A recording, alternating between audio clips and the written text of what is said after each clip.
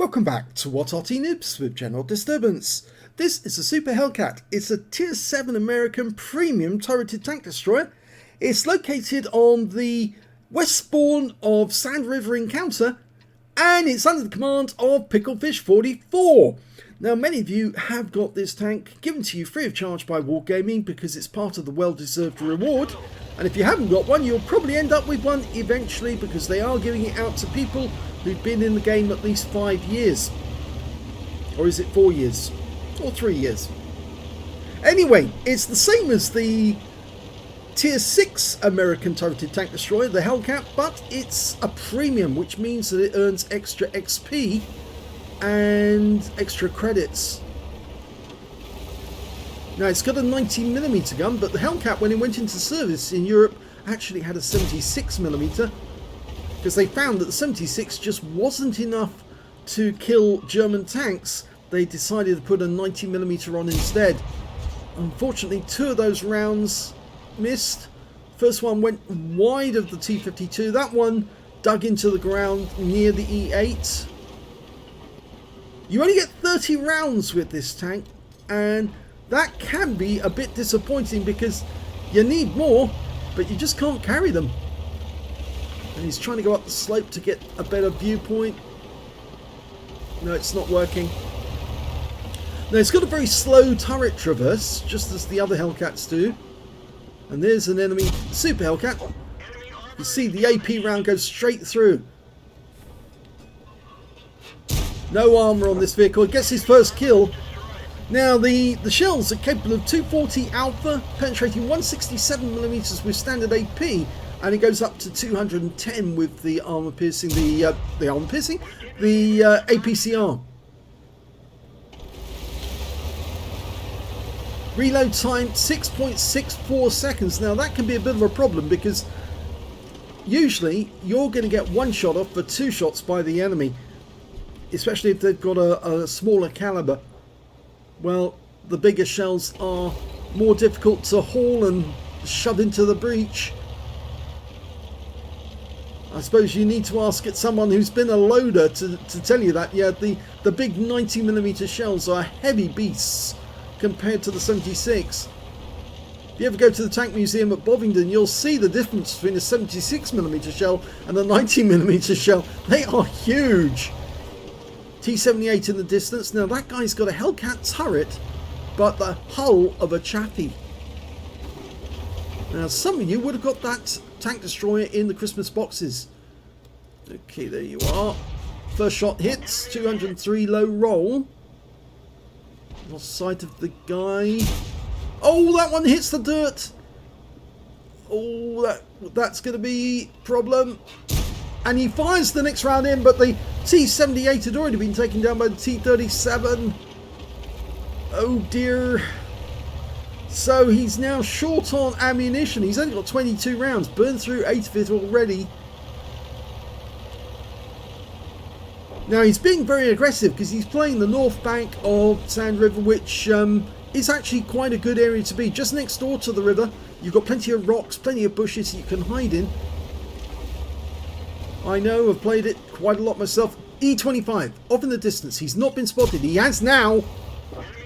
Gets a nice round into the E25, but he needs to get below the protection of this ridgeline. There's the E25. Looks like that shell was headed this direction. He fires a snapshot back, but it looks like he's safe now. Oh, there's a target he wants to hit. That's Eagle 7. He wastes one round to knock down the building. Gets the next shot into the target. High roll. Can he get another one in? Yes! Good. 238. The guy's a one shot. And he gets killed by the M12. So still only the one killed. But he is doing a good job. And in fact, actually, his team has more hit points than the enemy. T-20 moving in the distance there. Using these rocks is a really smart move, and unfortunately sometimes the rocks get in the way. T-20 on the move, fast, fires the first one, doesn't get a hit. So he needs the leading shot on the target. It's a one shot. Oh yes! Into the engine bay, takes him out. Great shot. timed it for the perfect spot when he was going between two buildings. So he's got 2 kills now. Looks like that E25 was taken out. There's a T52 up there, just took some damage, but we lost our T34-85 to that guy. And that SU-122-44 over there, he's an AFK. He hasn't come to life since the start of the battle. And it's now, what, more than 5 minutes into the game, and he's still AFK. Okay, there's an IKV off to his right. He's having a look at that, but I think he wants to find that T52. There he is, in the distance. Oh, is he going to regret that, firing that shell? Such long range, very difficult to get a hit at that range. Can he get another one? He's lining him up for a shot. Oh, that was a really good one. He tracked him. 235 is a low roll, but it was a very good shot at long range. Now we've got a pair of tanks here, an IKV-2, 65-2, and the enemy S51. That one hits the tracks. Again, he's short on ammo, 12 rounds now. Second shot goes through the gun shield. That's part of the hitbox, so he gets some damage. A high roll. Can he get the next one? No, it hits the dirt behind him. Get one more chance to get a kill. And he hits the body, but he only gets 93 hit points because it hit a critical module. And he can't get a shot now because the guy's gone behind cover. So instead he's headed off towards his own cap because we've just lost the Crusader SP to that T52. And there's the M12. It looks like he's being assaulted by the T52 and there's nowhere he can go because he's right up against the edge. He's coming in.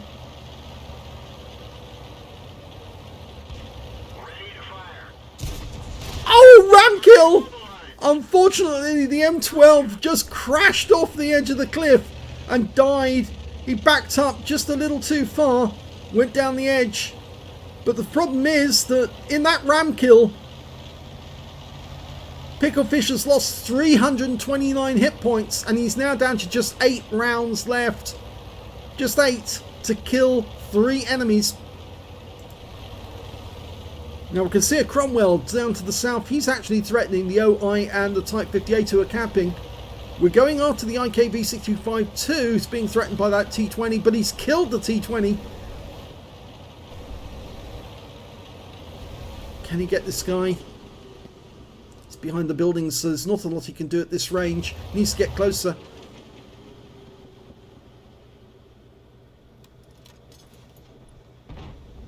Oh no, we've lost the OI and the M12 on the enemy team kills the Type 58 in the cap. Excuse me. The SU-122-44 has come to life, but a little late. The enemy team has now got the advantage. They've got 1 tank more than we've got. They've got Arty support as well. Here's the Cromwell. Can you get a shot into him in the distance? Yes! Right up his rear. But he managed to get over the dunes before Picklefish can get a return shot. Or another shot. Down to 7 rounds now. Ammunition getting critical. Here's the enemy IKV-65-2. He locks on. Oh, he fluffed it. 6 rounds left. Takes a round from the IKV-65-2. Finishes him off though. He needs to regroup with the SU-122-44. 2 guns better than 1. Some of his team are saying go kill Arty. That probably would be the best idea at this moment. But as I said, 2 guns are better than 1. And oh, he almost flips it as he goes around that corner. 1 set of tracks was only on the ground.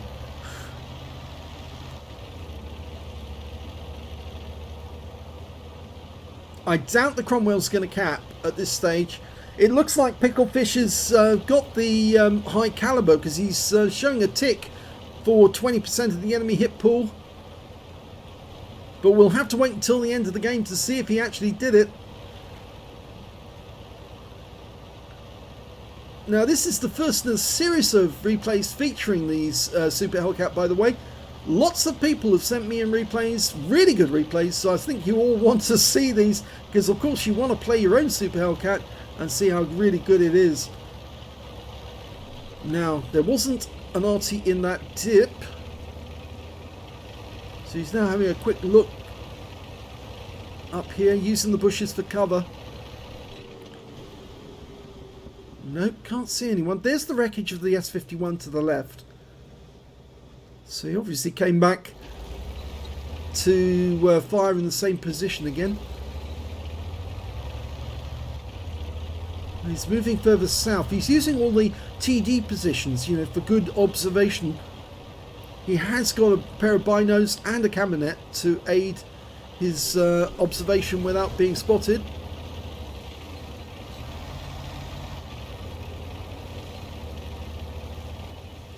There he is! There's the M12! Okay, the gun is part of the hitbox, so is the gun shield. First shot, 104 hit points, using the HE rounds. No, that's part of the ground.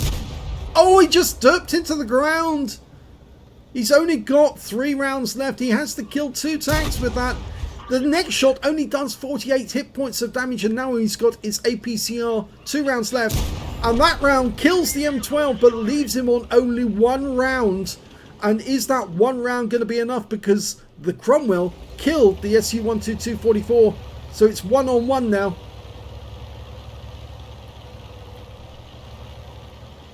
In fact, one of the other players on his team is saying this is an utter insane carry. And it really is. It's so good. He's doing an absolutely magnificent job. But he's got to kill... He's got to kill that Cromwell with 1 shot. In fact, somebody's saying send it to Quacky Baby. No, don't send it to Quacky Baby. Send it to What Arty Noobs. You've got a much better chance of being on YouTube with us than you do with anyone else. Now, he has to kill that guy with 1 shot, but I don't think he can because he's over the alpha damage for this shell. Remember, 240 alpha. That guy's got 400. He fires it into the engine bay, but he only gets 231. He's out of ammo now. There's nothing he can do except ram the guy to take him out.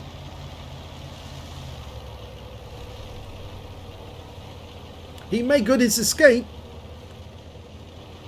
But they're both basically very, very low on hit points. I think the Cromwell... Well, he looks like he's... It looks like he's a one-shot in terms of damage, but the thing is he's got no ammo, so he can't fire at the thing. All he can do is try and ram him to kill him. There's the Cromwell. 212 hit points. He's locked on, but you can't fire because you've got no ammo. Somebody was saying, nice technique, nice carry, you're good. Nice technique, Cat, he said. He said he can't even ram kill him. Yeah, the thing is, he is so low on hit points after that ram kill on the T-52. If he did try to ram him, they get a draw. If both of them die in the ram, the alternative is that he runs and hides. If he runs and hides, then it's going to be a draw for sure, because there's less than 3 minutes 40 seconds left. There's no way that the Cromwell can cap out to win. He has to find and kill Picklefish in order to win, but the only way that Picklefish can win is if he tries to ram kill the Cromwell and try and sideswipe him or something of that nature.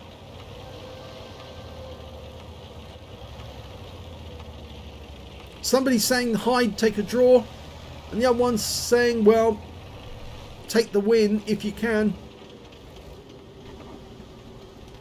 Yeah, no give victory. At least one of you will win. That's what they were saying. He's decided to come down from the cliff. Only 36 seconds left. There's the Cromwell, and I'm pretty sure he saw him. So he's going to go straight towards him, try and ram him. the Cromwell hits him and he sideswipes him to get the kill. And so, yep, the Cromwell wins. It's a heartbreaker of an end to an incredibly well fought battle by Picklefish44.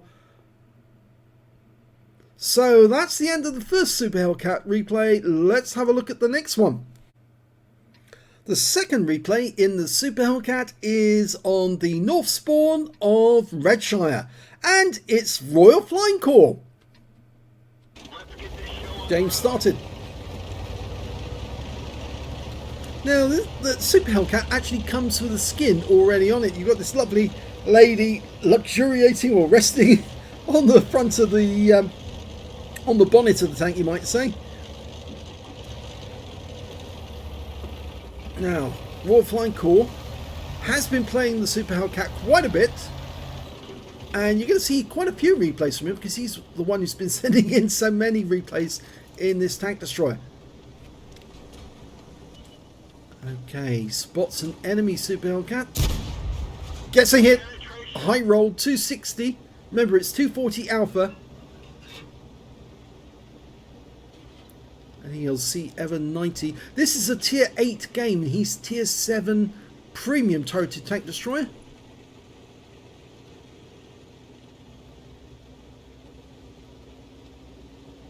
Now remember, you only get 30 rounds of ammo.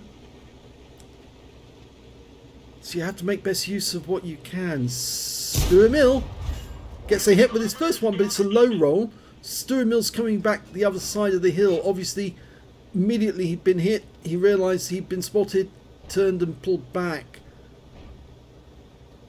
I don't think he had sixth sense. Otherwise he would have... You notice how RoyalFlyingCorps is moving the reticule up and down to tease it to see when he's in. Unfortunately, that one went into the ground because he wasn't fully over the ridgeline. But he has been taken out by our SU-122-44.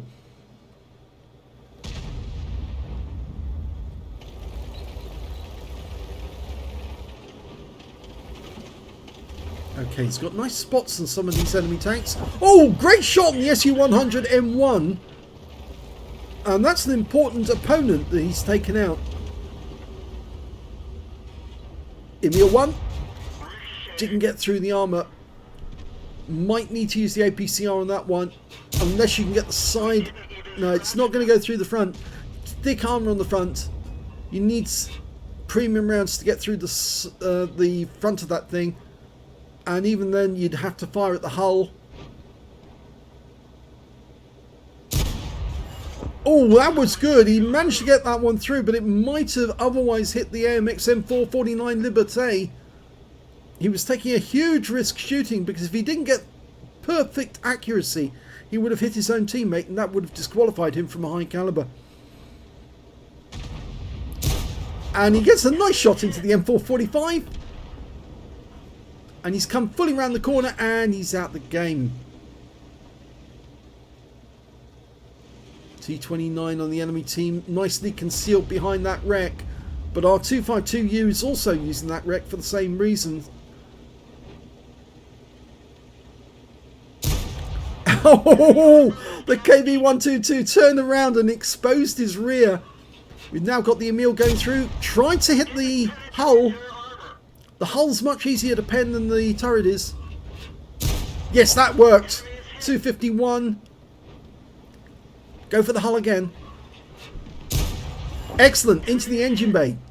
But it's still a low roll, but only by just 1 hit point. And that's a kill. Unfortunately, that one hit the tracks of the T-29. That one went through the hitbox. 235. Keeps the guy tracked there. He's now moving. Oh! It went into the tracks, but it didn't go into the hitbox on that one. And he's taken the guy out with that shot. Now we can go for the KV122. Unfortunately, he didn't get the kill because the ISU-152 fired at exactly the same moment. And now he's down to 13 rounds of ammo. You really have to conserve the ammo in this tank destroyer because it doesn't have much.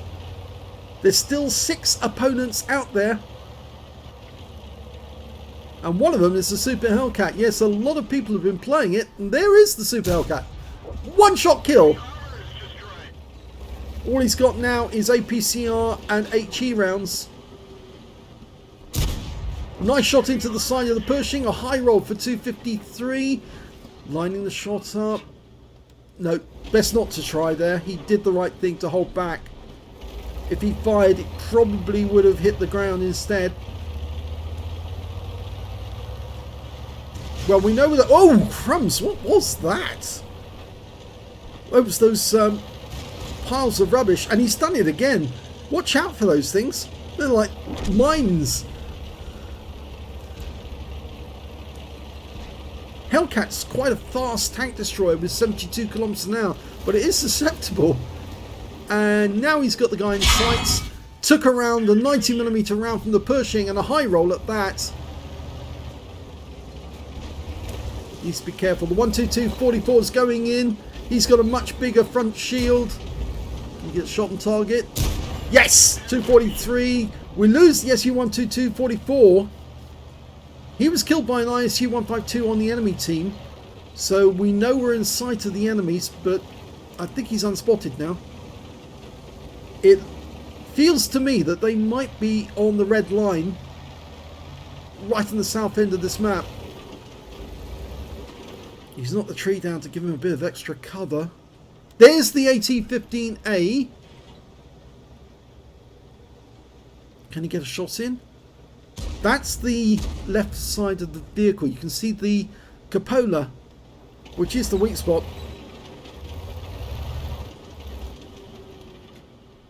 Now he's only got 9 rounds left. The HE's not going to pen that vehicle. It'll only do module damage really more than anything, and superficial damage.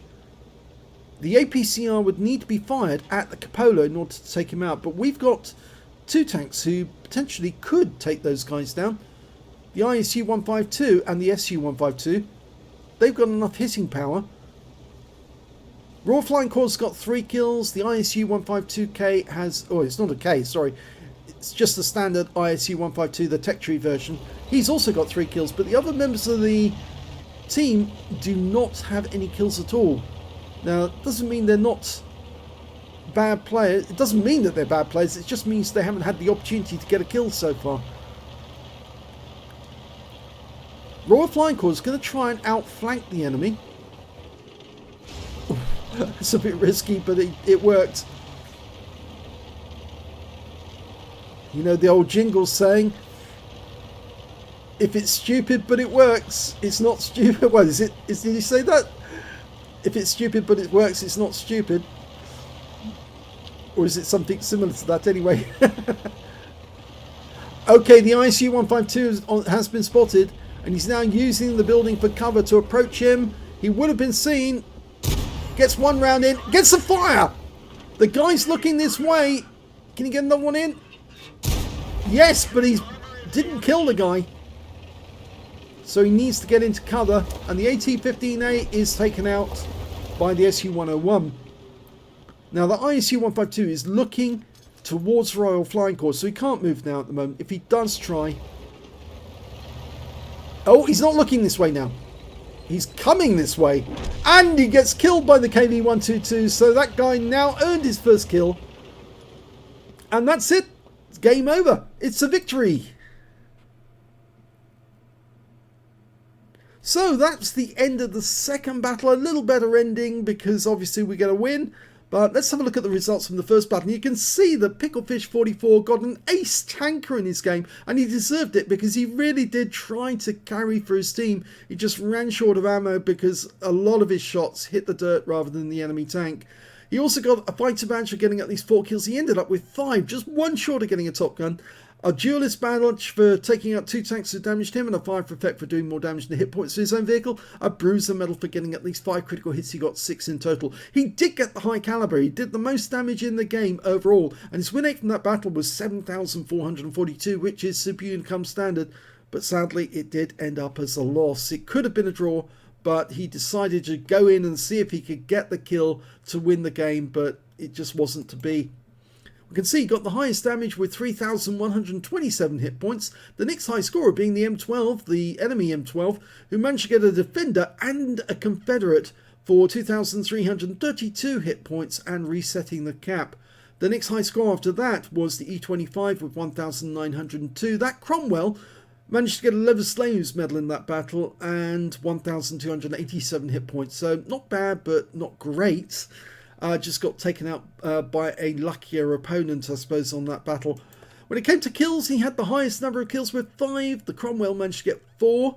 And when it came to base XP, it's the Cromwell did the best with 1,052. The only player to get over 1,000. 863 to the T52, 843 to the M12. And we can see that Picklefish managed 703, which is very respectable given that this was actually a loss. That puts him in 5th place on XP. He fired 30 rounds, all 30 rounds of ammunition, 18 direct hits, but only 13 penetrations. Splash damage on 3 as well. Damage of 3,127 hit points, of which 1,555 were at more than 300 meters. He received 3 hits. All 3 were penetrations. Very little armor on the Super Hellcat. And that's why ramming is, well, fairly unwise, because it does strip off so much health with one ram. He earned 400 hit points, 400 hit points, 400 credits from that game, because yes, he did burn through all his premium ammo. And although the fact he did get a large amount for the battle, and also a large amount from personal reserves, and a Courageous Resistance Award, because he did get a Battle Hero medal, even though he was a loser. He got 4,627 XP from that game, got a Mission Completion Reward, bonus for being a premium vehicle, personal reserves, and the Courageous Resistance as well. But it was a loss, so very sad ending, because a very good job by Picklefish44, but it was a loss. So let's have a look at the results for the second battle, and that's the one with Royal Flying Corps, and that was also an ace tanker, but a first ace tanker for Royal Flying Corps, because you only get the scrolls underneath the first time. He got a Sharpshooter badge for getting 10 or more consecutive shots on the enemy, Spotter badge for spotting 1,000 hit points of damage, Fire for effect, and a Bruiser. And he got a Confederate because he hit more of the enemy than anyone else on his team, at least 6 tanks subsequently taken out by other teammates. And you have to scroll the page in order to see all the targets he hit during that game. His win rate was 8,175, a little bit higher, but still very, very good indeed.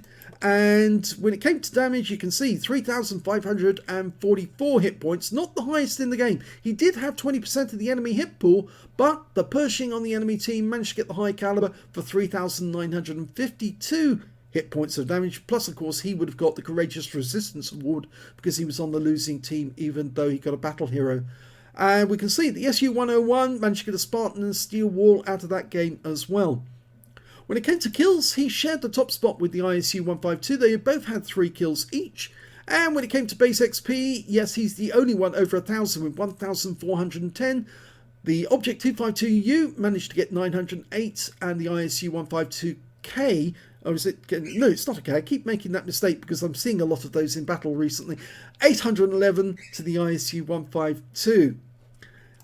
He fired 23 rounds in this game, so he only had 7 left at the end of the game. 21 direct hits, 15 penetrations. He actually got better pen on these shells, but I think some of them are much lighter opponents.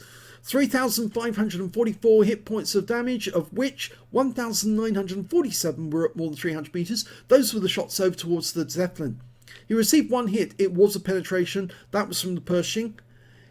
He received 60,728 credits from the game, and after ammunition resupply took away 32,067 credits. He also earned 2,115 XP, but because of the mission completion rewards and the bonus for this being a premium vehicle, took away 10,998 experience points altogether. So a brilliant round by Royal Flying Corps, an absolutely tragic round by Picklefish44, but he played so well, and everybody on his team who was watching that replay, and they were egging him on to win because they could see he was doing a magnificent carry. It just couldn't complete it in the end. So I hope you give your likes to this video, give your appreciation to the players who played these games, and leave a comment down below, and thank you very much indeed for watching.